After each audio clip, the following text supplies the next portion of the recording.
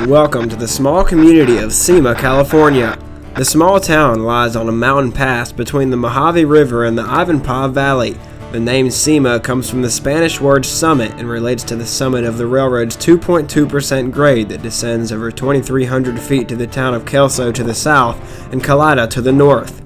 The rail line was originally constructed by the Los Angeles and Salt Lake Railroad in 1903. On our trip west from Las Vegas, we ran into this Union Pacific coal train running south on the Cima Subdivision. We chased these guys between Calada and Afton Canyon before heading to our trip's base of Mojave for the night.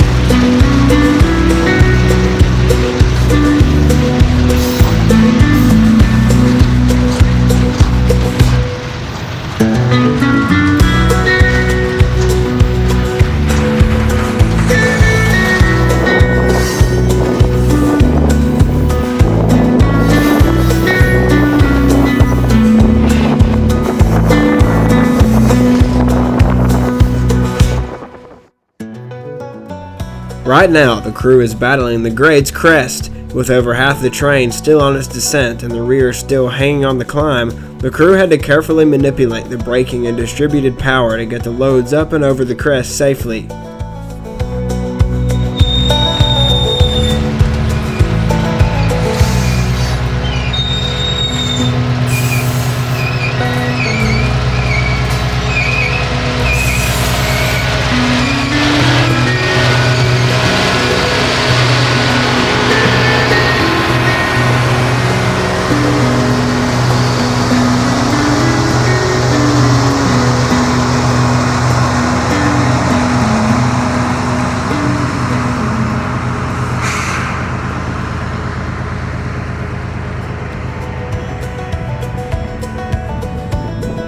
With the DP unit over the crest, the crew is now slowly working their way down grade into Kelso.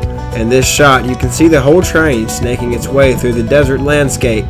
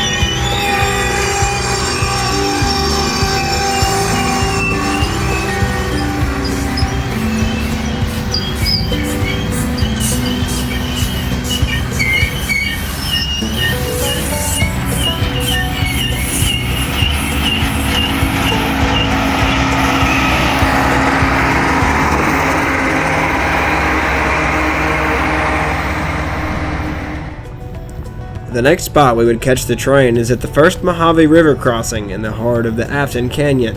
The canyon is a popular four-wheeling camping and photography destination during the cooler months. The railroad runs directly through the canyon as it follows the Mojave riverbed towards Barstow.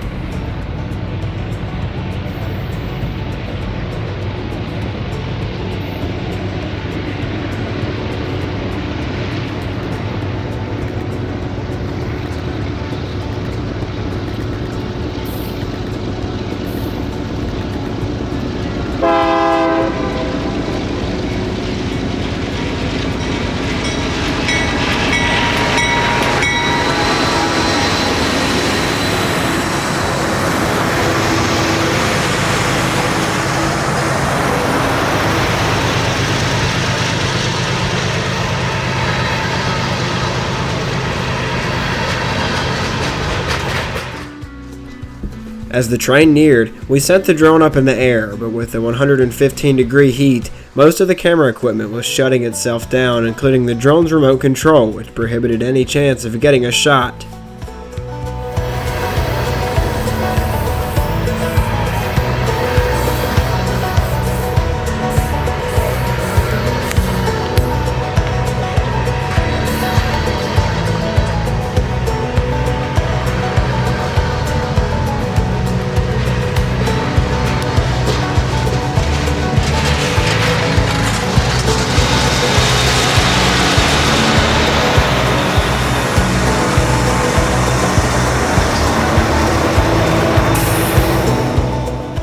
If you look to the right of the screen, you'll see the dried up Mojave River bed.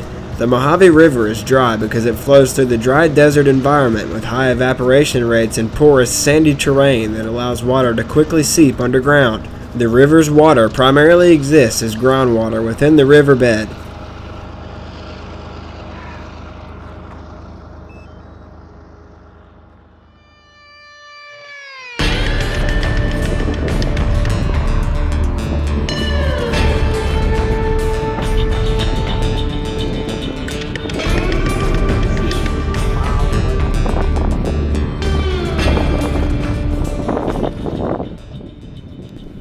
The next day, we set out along Union Pacific's Lone Pine Branch in Rand, California.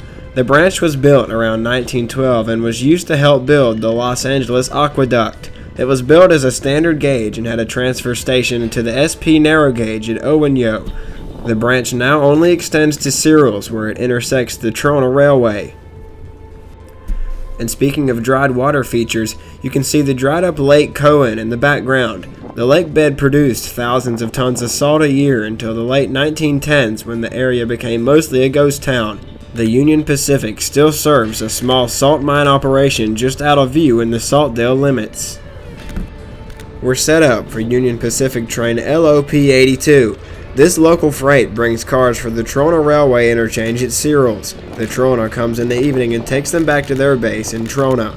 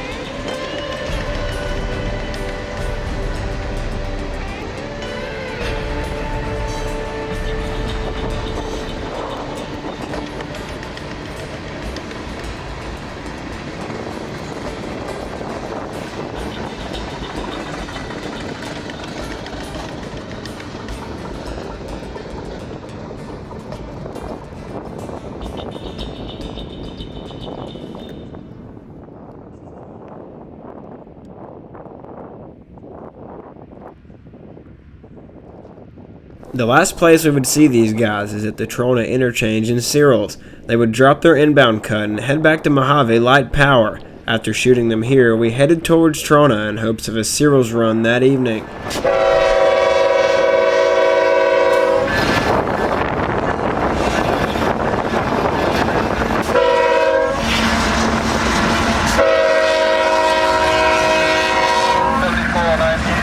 Location where you will fast track.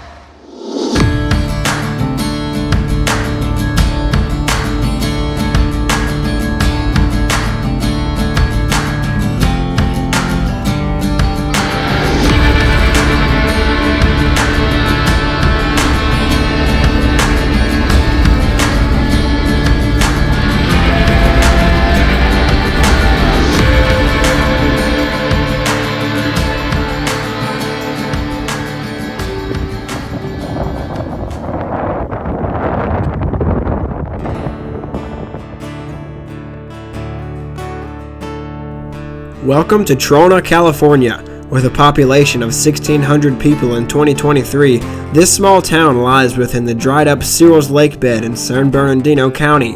The small town is known for its extreme heat and isolation in the nearby Trona Pinnacles. This little community is fueled by the massive Searles Valley Mineral Company. The company mines and produces borax, boric acid, soda ash, salt cake, and salt.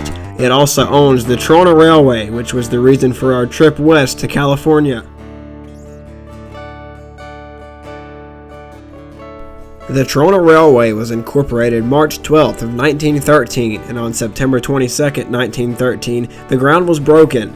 The railway was completed in March of 1914. Today, the motive power of the railroad consists of 8 veteran SD40-2 and SD40T-2 locomotives, which was enough to draw us eastern folks out west to check it out.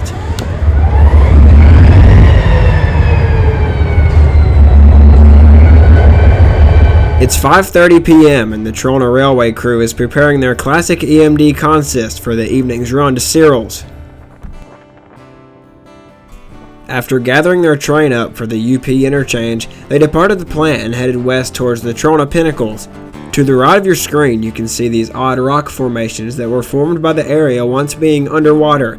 With its moon-like look, some of your favorite extraterrestrial films may have been shot here. Just a couple of examples include Star Trek V, Planet of the Apes, and Lost in Space. The 5 EMDs are notched high as they lug their heavy train up the nearly 2% grade out of the lake bed and towards Searles. This is one of those sounds that any rail fan, including myself, loves to hear.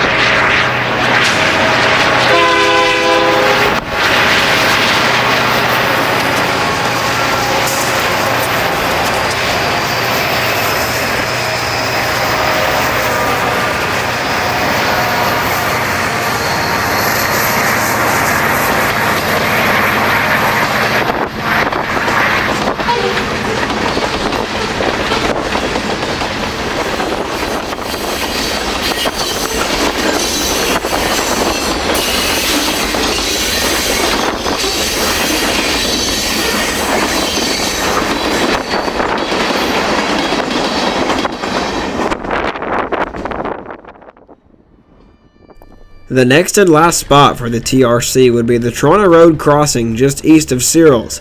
With the late start and the 10-mile-an-hour speed restriction from Spangler, we were ready to head to the hotel for the evening.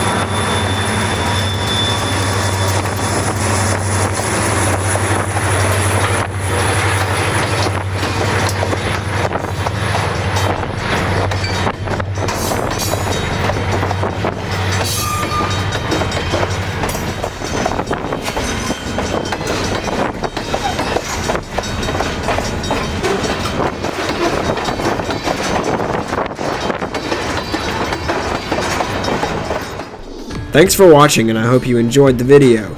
Other than the extreme heat, we sure did have a great time filming it. If you'd like to see more content like this one, feel free to choose one of these videos on your screen. Anyways, as always, I'll see you guys in the next one.